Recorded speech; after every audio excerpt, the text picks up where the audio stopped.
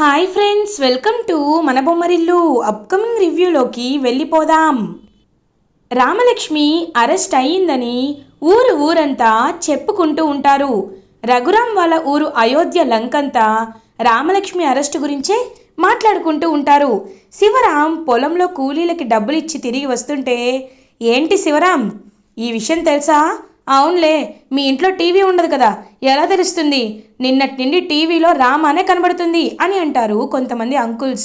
ఏంటి, మా రామ టీవీలో కనబడుతుందా? అవును, స్టేట్ ప్లేయర్గా గెలిచింది కదా, అందుకే కనిపిస్తుంది అని అంటారు శివరాం. కాదు బాబు, తను అరెస్ట్ అయ్యింది అని ఫోన్లో వీడియోని చూపిస్తారు. ఆ వీడియో చూసి ఒక్కసారిగా షాక్ అయిపోతారు శివరాం.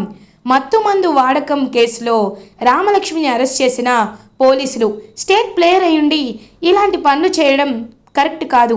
తనని టెస్ట్ కూడా చేస్తున్నారు, ఇవాళ రిపోర్ట్స్ వస్తాయి. క్లియర్గా తను అలాంటి పౌడర్ వాడిందా వాడలేదా అని ఇవాళ తెలిసిపోతుంది అని బ్రేకింగ్ న్యూస్ వస్తూనే ఉంటుంది. ఒక్కసారిగా శివరాం షాక్ అయిపోతాడు. ఈ విషయాన్ని వెంటనే వెళ్ళి అన్నయ్యతో చెప్పాలి అని ఇంటికి బయలుదేరుతాడు శివరాం. ఇంటికి వచ్చిన వెంటనే ఆద్య, పద్మావతి, వెంకట్రావు అందరూ హాల్లోకి వస్తారు. అప్పుడే రఘురాం దేవునికి పూజ చేస్తూ ఉంటారు. ఇంక వెంటనే, బాబాయ్ ఏమైంది, అంత కంగారుగా వస్తున్నావు అని అడుగుతుంది ఆద్య. మన రామలక్ష్మిని పోలీసులు అరెస్ట్ చేశారంట, ఈ విషయాన్ని అన్నయ్యతో చెప్పాలి అని అనడంతో పద్మావతి, వెంకట్రావు, జానకి అందరూ ఒక్కసారిగా షాక్ అయిపోతారు. ఇంక వెంటనే ఆద్య, బాబాయ్ వద్దు బాబాయ్ అని శివరాంని ఆపేస్తుంది. రఘురాం, శివ ఏంటి, ఏదో మాట్లాడాలని వచ్చావు, ఆగిపోయావు, ఏంటది అని అడుగుతారు.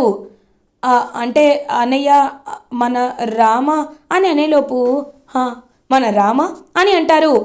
ఏం లేదు పెదనాన్న, మన రామలక్ష్మికి స్టేట్ ప్లేయర్గా కప్ కొట్టింది కదా, నేషనల్ కప్ వచ్చింది కదా, అందుకే మన ఊర్లో సన్మానం చేయాలనుకుంటున్నారంట పెదనాన్న అని అంటుంది ఆద్య. అది మంచి విషయమే కదమ్మా, మరి ఎందుకు శివరాం ఇంతలా కంగారు పడుతున్నాడు? సరే, అలా చేస్తే ఒక తండ్రిగా నాకంటే గర్వించేవాడేవాళ్ళు ఇంకెవరుంటారు అని రఘురాం హ్యాపీగా అక్కడి నుండి వెళ్ళిపోతారు. ఆద్య, ఎందుకు అన్నయ్యకి అబద్ధం చెప్పావు? ఒకవేళ ఈ విషయం అన్నయ్యకి అబద్ధం అని తెలిస్తే ఏం జరుగుతుందో తెలుసా? అబద్ధం చెప్పి ఎంత పెద్ద తప్పు చేసావో తెలుసా అని అంటారు శివరాం. బాబాయ్, ఇప్పుడు నేను అబద్ధం చెప్పాను కరెక్టే, రామలక్ష్మిని ఎలా అయినా నేను విడిపించి బయటికి తీసుకొస్తాను. కానీ ఒక్కసారి నువ్వు నిజం చెప్పుంటే పెదనాన్న ప్రాణాలతో ఉండేవాళ్ళ? అసలే రామలక్ష్మిపై ప్రాణం పెట్టుకున్నారు, తను అంతలా పేరు సంపాదించిందని ఎంతో మురిసిపోతున్నారు. ఇలాంటి టైంలో రామలక్ష్మిని పోలీసులు అరెస్ట్ చేశారని, అలాంటి కేసులో అరెస్ట్ చేశారని తెలిస్తే అస్సలు తట్టుకోలేరు. కాబట్టి రామలక్ష్మికి 2 రోజుల్లో నేను తన్ని విడిపించి బయటికి తీసుకొస్తాను. నిజంగా మా మా పెదనాన్న అనుకున్నట్టే సన్మానం కూడా జరుగుతుంది అని చెప్పి ఇంకలా ఆద్య చెప్పడంతో అప్పుడే అక్కడికి వచ్చిన శ్రీను, ఆద్య అంటే రామా అని అంటారు. అవును శ్రీను, నువ్వు విన్నది నిజమే, రామలక్ష్మి అరెస్ట్ అయింది, మనమే తన్ని ఎలా అయినా కాపాడుకోవాలి అని చెప్పి ఇంక వెంటనే ఆద్య, శ్రీను ఇద్దరు బయటికి బయలుదేరుతారు. ఇది ఇలా ఉండగా రామలక్ష్మి దగ్గరికి శౌర్య వస్తారు. సార్ అని శౌర్యం చూస్తూ ఉంటుంది రామలక్ష్మి.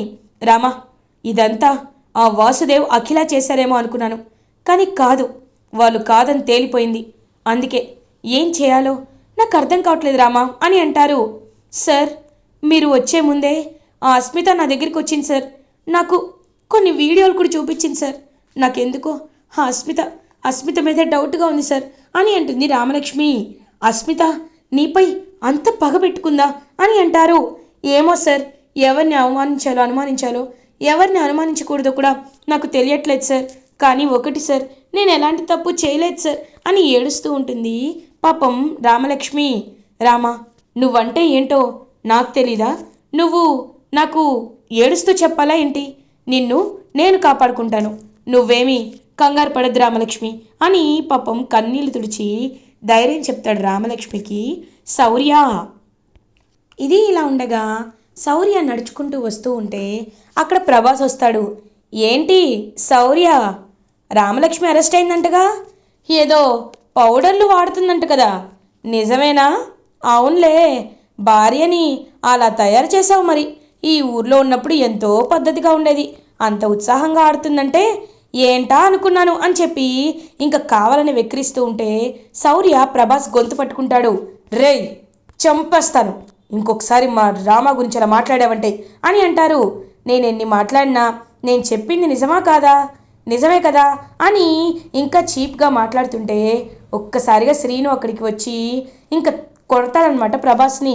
అలా ప్రభాస్ని శ్రీను అండ్ శౌర్య ఇద్దరు కొట్టి రామ గురించి తప్పుగా ప్రచారం చేశావో అయిపోతావని చెప్పి అక్కడి నుండి వెళ్ళిపోతారు. వీళ్ళు కొట్టిన వీళ్ళ కళ్ళల్లో బాధ చూస్తుంటే ఆ కిక్కే వేరు అని అక్కడి నుండి దులుపుకొని వెళ్ళిపోతాడు ప్రభాస్. ఆద్య, శ్రీను, శౌర్య ఒక ప్లేస్లో మీట్ అవుతారు. ఖచ్చితంగా రామ ఎలాంటి తప్పు చేయలేదని నిరూపించాలి, దానికి కావాల్సిన సాక్ష్యం కావాలి. శౌర్య సార్, అసలు పిన్ టు పిన్ నాకు చెప్పండి ఏం జరిగింది అనడంతో రామలక్ష్మికి నేను పార్టీలో జ్యూస్ ఇచ్చాను, తను జ్యూస్ తాగింది, తాగిన తర్వాత తన్ని బాగా డ్యాన్స్ వేసింది, 1 అవర్ కంటిన్యూస్గా వేసింది, తర్వాత కల్తిరి పడిపోయింది. నేను తన్ని బెడ్రూమ్లో నిద్రపుచ్చి వచ్చేసాను. తర్వాత పోలీసులు వచ్చేసరికి రూమ్లోకి వెళ్తే అక్కడ పౌడర్ అండ్ ఇంజెక్షన్ ఉన్నాయి అని జరిగిందంతా చెప్తాడు శౌర్య. పౌడర్ ప్యాకెట్స్ అండ్ ఇంజెక్షన్, ఖచ్చితంగా వీటి విషయంలో మనకి ఏదో ఒక క్లూ దొరుకుతుంది సార్. సార్, ఇంతకీ ఆ ఇంజెక్షన్ అని అంటే శౌర్య చెప్తూ ఉంటాడు. రామానే వేసుకుందని పోలీసులు నమ్ముతున్నారు అని చెప్పడంతో సార్, ఆ ఇంజెక్షన్పై ఫింగర్ ప్రింట్స్ ఉంటాయి కదా సార్, ఆ ఫింగర్ ప్రింట్స్ ఎవరివో తెలిస్తే సరిపోతుంది కదా అని అంటారు. నిజమే, ఈ విషయాన్ని ఇన్స్పెక్టర్తో చెప్పాలి అని శౌర్య పోలీస్ స్టేషన్కి వస్తాడు. సార్, మీరు రామానే ఆ ఇంజెక్షన్ని ఇంజెక్ట్ చేసుకుంది అని అనుకుంటున్నారు కదా, ఒక్కసారి వాటిపై ఉన్న ఫింగర్ ప్రింట్స్ని చెక్ చేయండి సార్ అని చెప్తారు. సరే, మేము వాటిని ఫారెన్సిక్ ల్యాబ్కి పంపిస్తాం అండ్ మీరు అనుకున్నట్టు రిపోర్ట్స్ కూడా వచ్చాయి. రిపోర్ట్స్ పాజిటివ్ వచ్చాయి. రిపోర్ట్స్లో చాలా క్లియర్గా తను అలాంటి పదార్థాలు వాడింది కాబట్టే తన బ్లడ్లో ఆ పదార్థాలు మిక్స్ అయ్యాయని చెప్పడంతో ఒక్కసారిగా రామలక్ష్మి, శౌర్య, ఆద్య, శ్రీను అందరూ షాక్లో ఉండిపోతారు. సార్, ఇదంతా ఎవరో కావాలని చేశారు. మీరు ఒక్కసారి ఆ ఇంజెక్షన్ని ఫారెన్సిక్ ల్యాబ్కి పంపిస్తే దానిపైన వేలి ముద్రలు బట్టి కూడా తెలుసుకోవచ్చు సార్ అని చెప్తారు. ఖచ్చితంగా వీటిలో ఒక్కరైతే చేసి ఉండరు.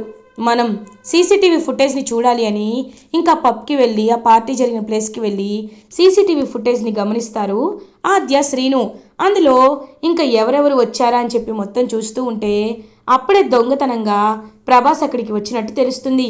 ప్రభాస్ అండ్ వాళ్ళ ఫ్రెండ్ ఇద్దరు వచ్చేసరికి ఒక్కసారిగా షాక్ అయిపోతారు ఆద్య, శ్రీను. అంటే ఖచ్చితంగా ఈ ప్రభాస్ గాడి హస్తం ఏదో ఉంది, వాడే కావాలని ఇదంతా చేశాడు అని చెప్పి ఇంకా వెంటనే ప్రభాస్ దగ్గరికి వెళ్తారు శ్రీను అండ్ శౌర్య. ప్రభాస్ దగ్గరికి వెళ్ళి ప్రభాస్ని బాగా కొడుతూ ఉంటారు. ఇటువైపు రామలక్ష్మి అస్మిత దగ్గరికి వస్తుంది. ఇంకా అస్మితని గట్టిగా పట్టుకొని గొంతు పట్టుకొని చెంపలు వాయిస్తుంది ఆద్య. ఒక్కసారిగా షాక్ అయిపోతుంది. వెంటనే తనైతే హేయ్, ఏం చేస్తున్నావు అని అడుగుతుంది. నిన్ను కొట్టాలా చంపాలా, ప్రెగ్నెంట్వి కాబట్టి ఊరుకుంటున్నాను, నిన్ను ఇలా కాదు ఇలా కాదు అని చెప్పి ఇంకా గట్టిగా రాడ్డు పట్టుకొని వస్తుంది ఆద్య. చెప్పు, రామలక్ష్మిని నువ్వే కదా ఇరికించింది, నువ్వే ఇరికించావు కదా అని చెప్పి గట్టిగా అడుగుతారు. నాకేమీ తెలీదు, ఏంటి మీరు ఇంతలా అన్యాయం చేస్తున్నారు, దౌర్జన్యం చేస్తున్నారు అనడంతో నిన్నిలా కాదే, రా నీ సంగతి చెప్తానని చెప్పి ఇంకలా బరబరా ఈడ్చుకు వెళ్తుంది రామలక్ష్మి కోసం ఆద్య అస్మితని. ఇంక తీసుకువెళ్ళి గట్టిగా తన ఫోన్ అయితే లాక్కుంటుంది. ఫోన్ని లాక్కొని ఇన్స్పెక్టర్ గారు ఒకసారి తన కాల్ డేటాని చెక్ చేయండి, అది మాత్రమే కాదు తను చేసిన అన్ని ట్రాన్సాక్షన్స్ చూడండి అంటుందో ఇంకా ట్రాన్సాక్షన్స్ అన్నీ చూస్తారు. చూసేసరికి క్లియర్గా తను ఆ ప్యాకెట్స్ని ఆన్లైన్లో తెప్పించినట్టు, ప్రభాస్ వాళ్ళకి తను ఆన్లైన్లో పేమెంట్ చేసినట్టు ఉంటుంది. ఒక్కసారిగా షాక్ అయిపోతారనమాట. వెంటనే ఇన్స్పెక్టర్ అంటే పకడ్బందీగా కావాలనే ఇదంతా జరిగింది అని చెప్తారు. ఇటువైపు శౌర్య, సార్ ఒకసారి ఇటు చూడండి, ఈ రూమ్లో ఒక పట్టీ కూడా దొరికింది, ఆ పట్టీ ఎవరిదో కాదు, ఇదిగో తనదే అని ఆ పట్టీని చూపిస్తారు. ఇంకా వెంటనే అస్మిత, అచ్చా ఇంత చిన్న లాజిక్ని ఎలా మిస్ అయిపోయాను, ఇప్పుడు నా పని అయిపోయినట్టే అని ఏడుస్తూ ఉంటుంది. ఇప్పుడు వెంటనే అస్మితని అరెస్ట్ చేయాలని చెప్పి అస్మితని అరెస్ట్ చేస్తారు ఇన్స్పెక్టర్స్. ఇంకా ఫారెన్సిక్ ల్యాబ్ రిపోర్ట్స్ కూడా రావడంతో క్లియర్గా అందులో వేలి ముద్రలు అస్మితవి ప్రభాస్వి కూడా మ్యాచ్ అవుతాయి. అంటే వీళ్ళే కావాలని పకడ్బందీగా తన్ని ఇంజెక్ట్ చేశారని తెలిసిపోతుంది. ఇంక వెంటనే ప్రెస్ మీట్ పెడతారు పోలీస్.